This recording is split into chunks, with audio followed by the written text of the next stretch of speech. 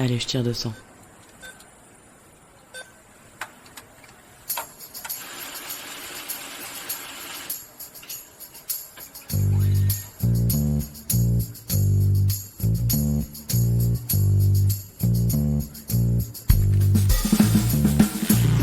Fric, thune, Pognon.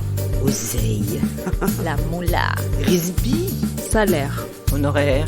Prime. Pension de retraite. Livret A. héritage, Assurance vie. Impôt. Déduction. Investir. Bitcoin. Crédit. Intérêt. SCPI, Plan d'épargne action. PER.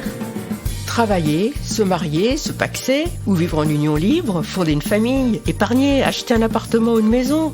Autant d'étapes de la vie, mais aussi trop souvent d'occasions de s'appauvrir, voire de se faire avoir pour les femmes mal informées. Mais il n'est jamais trop tard pour se poser les bonnes questions sur sa situation financière et sur son patrimoine actuel ou à venir. Et tant qu'il en est encore temps, mettre en place des stratégies d'épargne et d'investissement pour éviter de se réveiller un jour complètement fauché, voire spolié.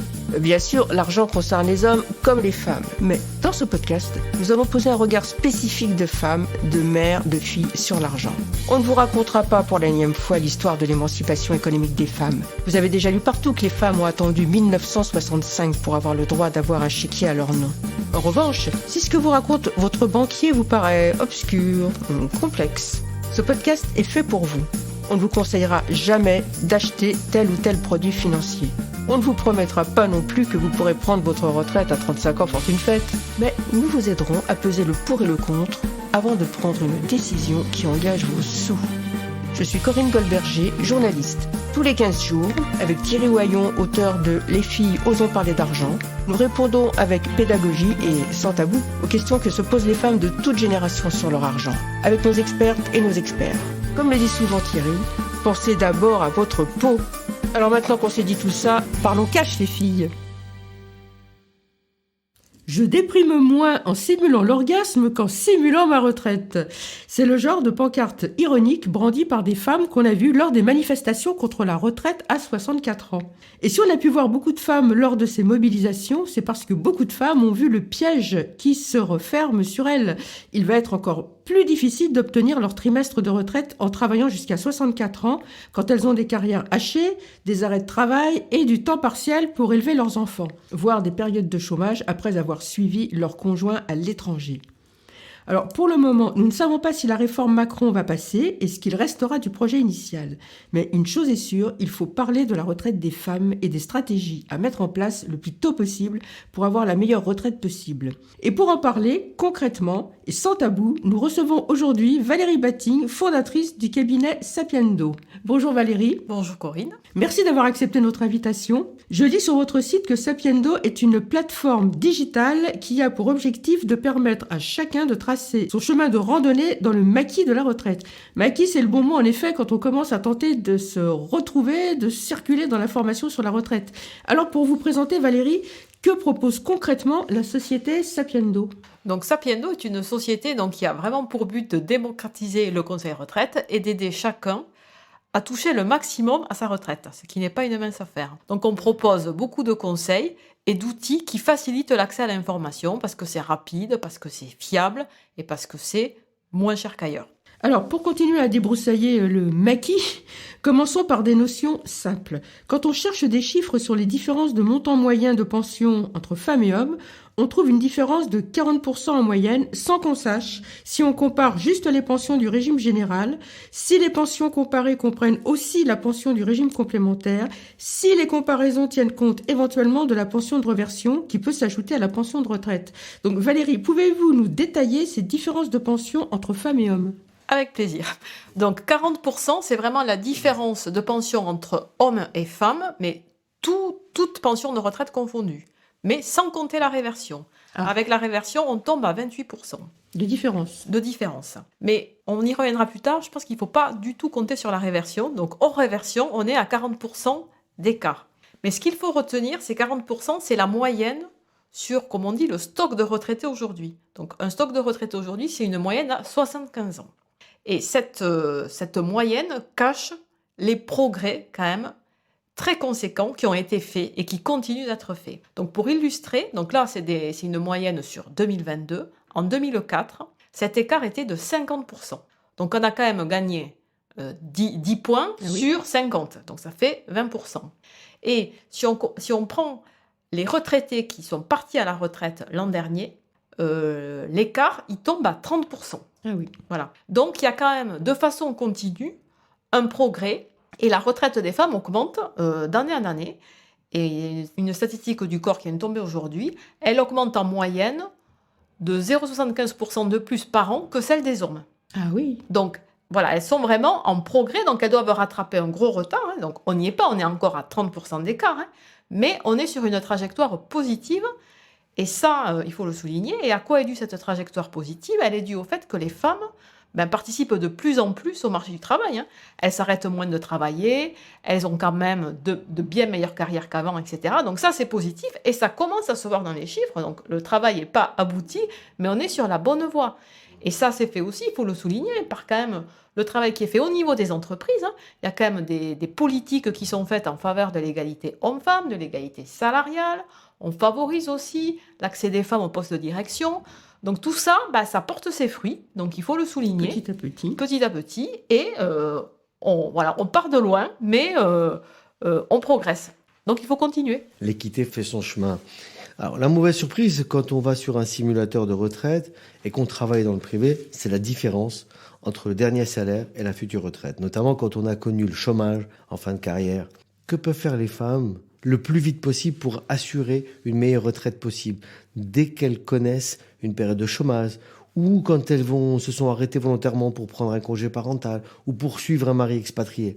Je pense notamment aux femmes de militaires comme exemple. Les femmes de militaires, c'est terrible. Ce qu'il faut voir, c'est que la retraite, c'est vraiment le reflet d'une carrière professionnelle. Bravo. Donc si on met entre parenthèses sa carrière professionnelle, On met j'allais entre dire parenthèses degré sa ou de retraite, force, absolument. eh bien on le paiera au moment de sa retraite. Ça, il faut vraiment voir que la retraite, ça se construit petit à petit, tout au long de sa vie professionnelle, et que il faut en avoir vraiment conscience pour anticiper. Le maître mot, c'est anticiper. Et il faut vraiment que les femmes soient conscientes que si elles ont pas une belle carrière, ou une moins belle carrière que leur mari, eh ben elles auront une moins belle retraite. C'est vraiment, voilà. Et le maître mot, c'est anticipation. Donc, pour anticiper cela, il y a des moyens, alors qui sont encore... Alors là, pour le coup, on peut faire des suggestions de réformes, faciles à mettre en œuvre parce qu'elles n'ont pas d'impact budgétaire au niveau de l'État, mais elles peuvent avoir de vrais impacts sur la réduction de l'inégalité homme-femme à la retraite. Ce que les couples ne voient pas, c'est que quand l'un des deux met sa carrière entre parenthèses, il y a un effet évidemment au niveau du revenu immédiat. Ce revenu immédiat, il est en bonne entente, généralement partagé, c'est-à-dire à l'intérieur du couple, on a le même train de vie. Mais ce que les conjoints ne réalisent pas, c'est que pour l'un des deux, il n'y a pas de revenu différé. Parce qu'un salaire, c'est pas que les revenus immédiats qui permettent un train de vie, c'est aussi toutes les cotisations retraite qui sont générées par ce salaire et qui seront la rémunération de demain. Donc ça, il faut vraiment qu'il y ait une prise de conscience pour ça. Pour moi, la prise de conscience, elle passe par une meilleure information sur les bulletins de salaire. Donc ça, c'est simple. Sur les bulletins de salaire, on le sait, personne n'y comprend rien. Ah oui. Donc si on prend les cotisations retraite, il y a à peu près une quinzaine, suivant les modèles, une quinzaine de cellules qui parlent, qui traitent de retraite. Mais il manque une chose essentielle, il manque le total des cotisations.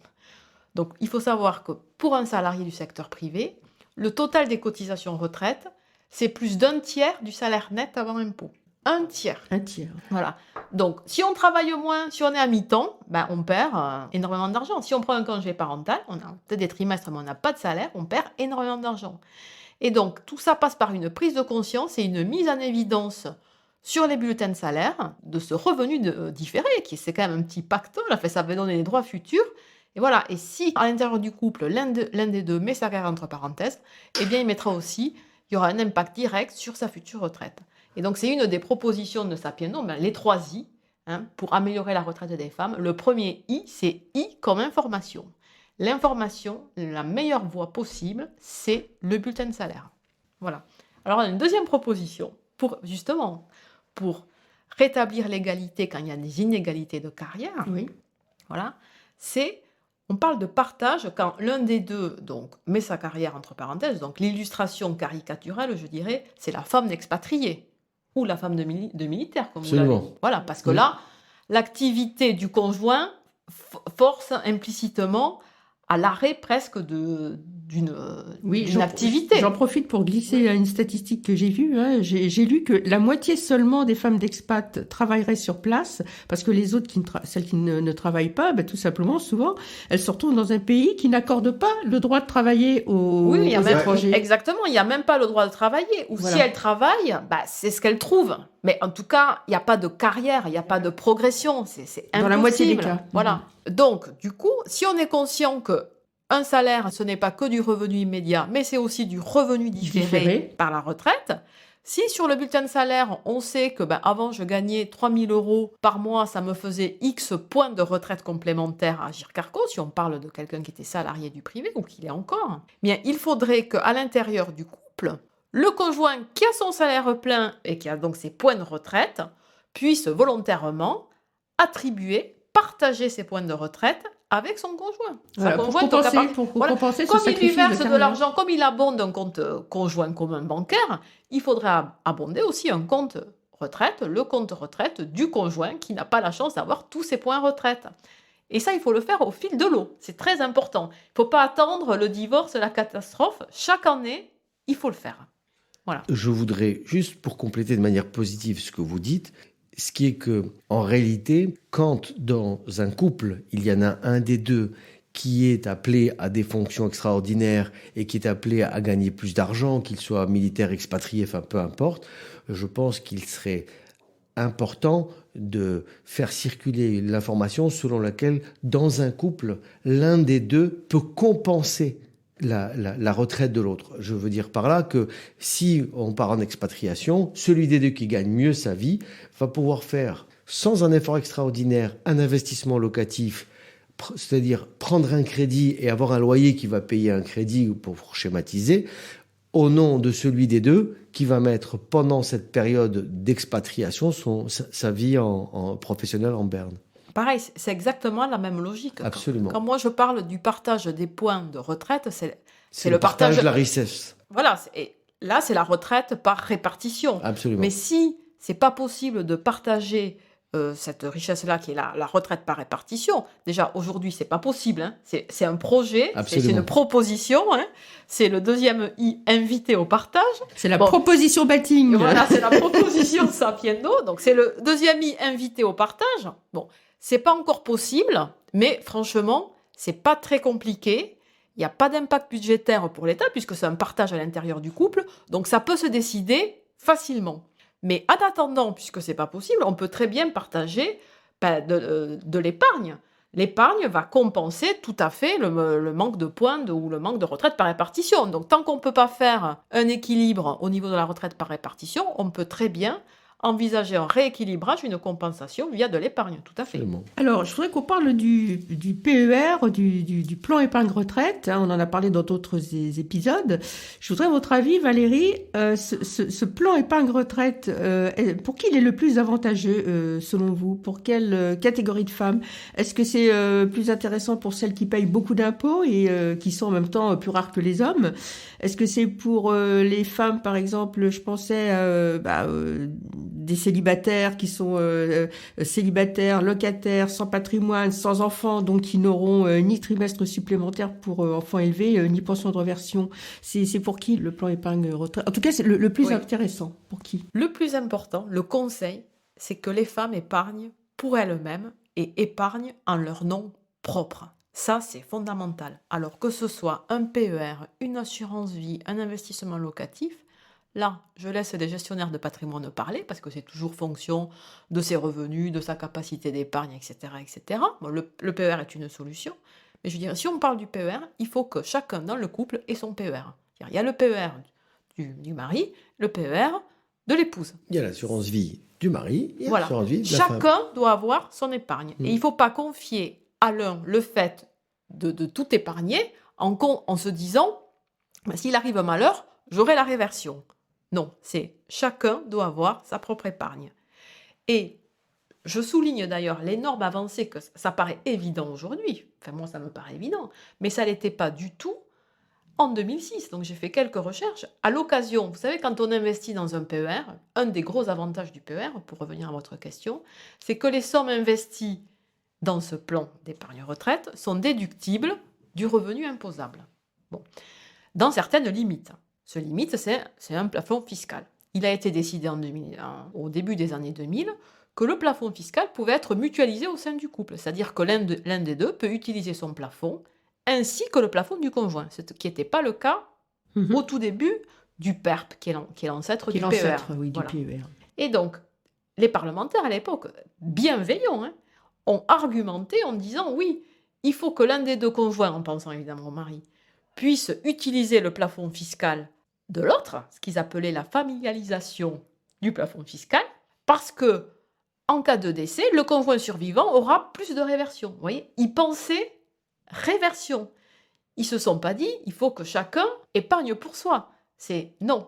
Il faut que l'un puisse préempter le plafond fiscal de l'autre pour que le conjoint survivant, donc sous-entendu l'épouse, L'épouse, la parce femme, que statistiquement, c'est c'est- de très loin l'épouse, c'est statistique. puisse avoir la réversion.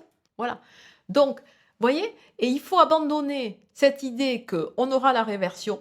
Non, il ne faut pas attendre des malheurs et la mort de son conjoint. Il faut que de son vivant, on ait un partage des droits à retraite par répartition et de l'épargne. Voilà, il faut être indépendant de son vivant, je dirais. Comme ça, si un divorce, voilà, chacun a son patrimoine, il n'y a pas d'histoire. C'est ça. Ça nous ramène à l'équité des actifs dans le couple, ça nous ramène à l'équité et le partage dans le couple. Alors, sur le site de Sapiendo, il y a un simulateur retraite avant et après la réforme Macron.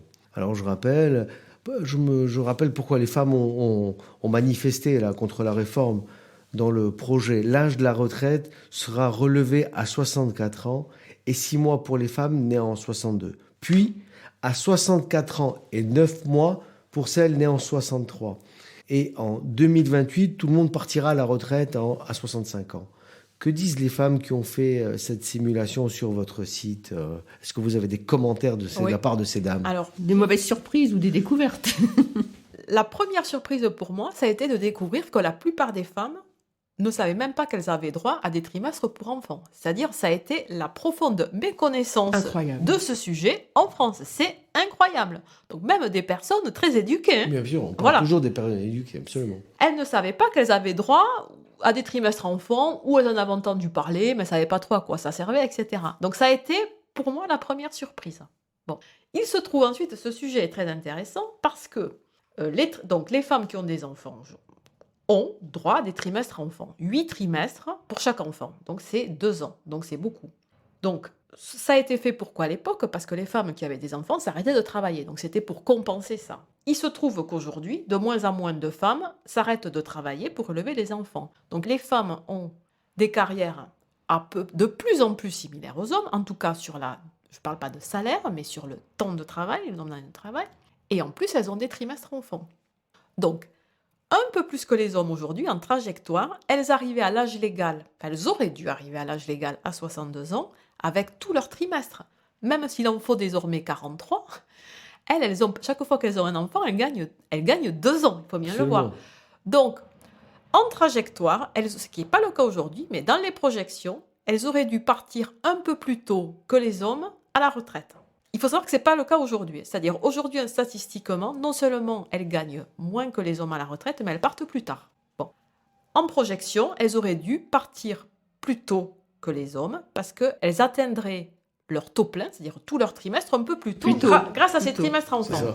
Donc là, si on relève l'âge légal de 62-64 ans, elles portent plus que les hommes cet effort. Absolument. Puisque les hommes qui ont commencé tard, il leur faut vraiment attendre 64 ans pour avoir leurs enfants. Donc en fait, eux, ils ne vont pas partir 2 ans plus tard. Puisque naturellement, ils auraient attendu leur taux plein et ils seraient partis vers 64 ans en fait. Alors que les femmes, elles auraient pu partir plus tôt. Donc de fait, elles sont perdantes. Elles sont perdantes, c'est-à-dire qu'elles supportent plus l'effort. Alors, ça n'a pas été fait exprès. Je dis souvent, c'est une réforme non genrée. Mais, alors pourquoi on en est arrivé là ? C'est qu'il y a eu plein d'exceptions aussi à ces 64 ans.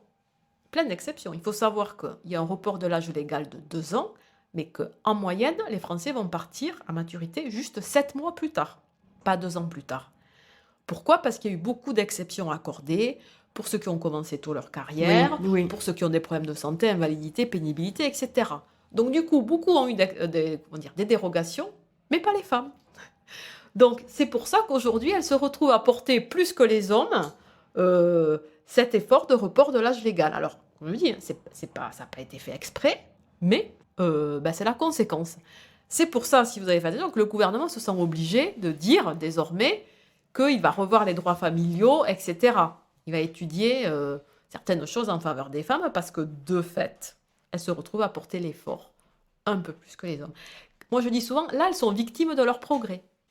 Parce que, avec leur carrière, elles ont des trimestres un peu plus comme les hommes, et du coup, elles ont les trimestres enfants, qui, du coup, servent un peu moins qu'avant à partir plutôt à la retraite. Oui. Voilà, c'est ça l'histoire.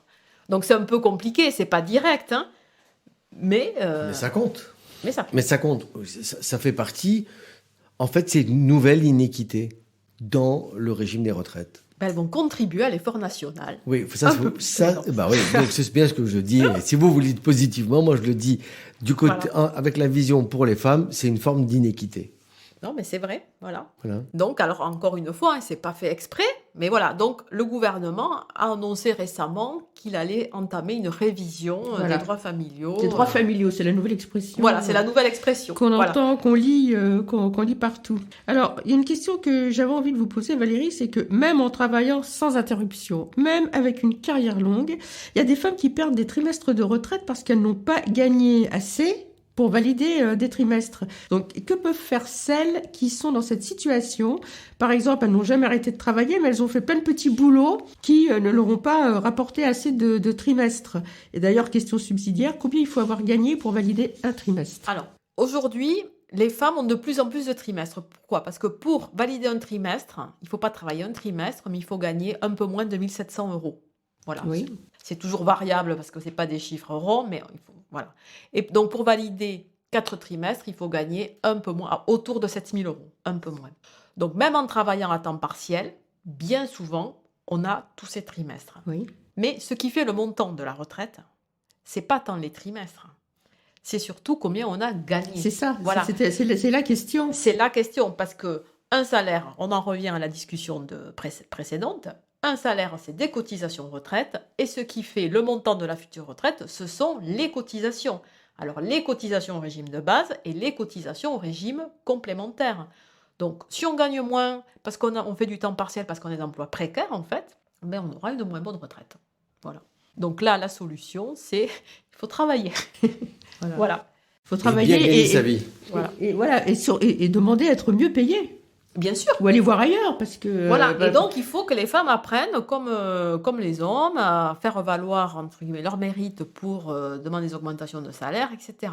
Donc là aussi, des progrès, la situation s'améliore. On n'est pas à une égalité parfaite de salaire, mais on y tend, voilà. Même aux postes les plus, comment dire, prestigieux de direction, etc. Donc on n'est pas, je dirais, encore à une parfaite égalité, mais des progrès sont faits. Voilà. Le plus gros problème statistiquement en moyenne, c'est le taux d'emploi précaire et de temps partiel qui est nettement plus élevé chez les femmes que chez les hommes. Vous voyez, chômage, etc., c'est à peu près équilibré, bon, à peu près. Mais tout ce qui est temps partiel, emploi précaire, là, c'est plus féminin. Plus féminin. Ouais. Je pense que c'est surtout dit aux mères isolées, qui n'ont pas le choix, en fait. Il n'y a pas que les mères isolées, il y a aussi les femmes qui ont fait des enfants et qui se sont arrêtées un petit peu trop longtemps, qui ont perdu leur employabilité et qui se retrouvent à recommencer dans la vie professionnelle en redémarrant en bas de l'échelle pour faire leurs preuves et revenir à gagner des galons. Merci d'aborder ce point, Thierry, parce que ça rejoint exactement le troisième I, la troisième proposition de Sapiendo. Voilà, c'est inciter à retravailler. Moi, j'observe que les femmes qui se sont arrêtées longtemps de travailler, trop longtemps, on va dire, trop longtemps, et que ce soit sur les emplois sans trop de qualification ou les emplois très qualifiés, elles sont sorties du marché de l'emploi, elles sont plus habituées à cette, quand même, j'allais dire cette dureté, à ce challenge permanent. Ce challenge, c'est ça. Et il y a une inhibition à repostuler, à se reconfronter à la vie du monde du travail. Quand on y est, on ne s'en rend pas compte, mais quand on n'y est pas, ça paraît compliqué. Et donc, et ça, c'est à tous les niveaux de qualification. Moi, je l'observe. Et donc, il faut inciter, quand on s'arrêtait longtemps pour ses enfants, 10 ans c'est énorme, surtout aujourd'hui où tout va tellement vite. Ah ouais. 10 ans avant, voilà, Ouais. 10 ans aujourd'hui, c'est technologique, c'est juste énorme. Mm. Je pense qu'il faudrait une incitation et qui serait aussi vertueuse d'ailleurs pour les finances publiques, à leur dire, voilà, tu vas retravailler, donc tu vas évidemment gagner de l'argent, mais pour ta retraite, on peut même te donner des boosters, c'est-à-dire tu auras plus de points, plus de trimestres pour t'aider à rattraper le taux plein, parce que sinon c'est tellement éloigné comme perspective qu'on part un peu perdu d'avance. Donc il faudrait avoir un système de booster qui double les points retraite, enfin quelque chose comme ça, pour les inciter, pour qu'il y ait vraiment un avantage À revenir au travail. à plus revenir vite. sur le marché du travail. Et je dirais, c'est très vertueux pour l'ensemble, parce qu'on va se dire, oui, mais des boosters, ça va coûter cher, etc. Non, parce qu'une femme qui travaille, c'est une femme qui cotise à tout le système Absolument. de protection sociale. La santé, les allocations familiales, la retraite aussi. Bien sûr. Et aujourd'hui, on manque de ressources. Globalement, ça c'est à cause du vieillissement démographique. Donc toute femme qui revient sur le marché du travail, en fait, c'est vertueux pour le système entier de Global, protection bien sûr. sociale où il n'y a pas assez de cotisants.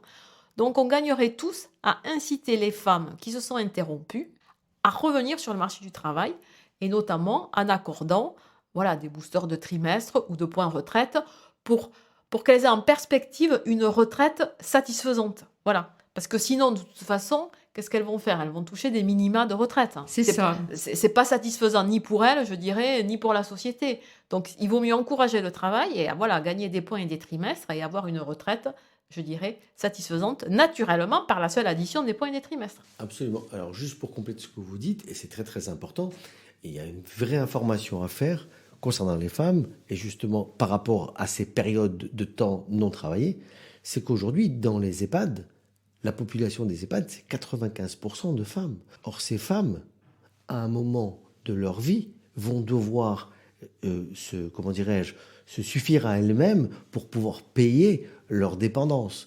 D'où l'intérêt de dire qu'aujourd'hui, non seulement qu'on n'incite pas, mais on n'alarme pas assez des femmes qui, alors pour des raisons X ou Y, je veux pas rentrer dans les détails, ne reprennent pas le travail assez tôt.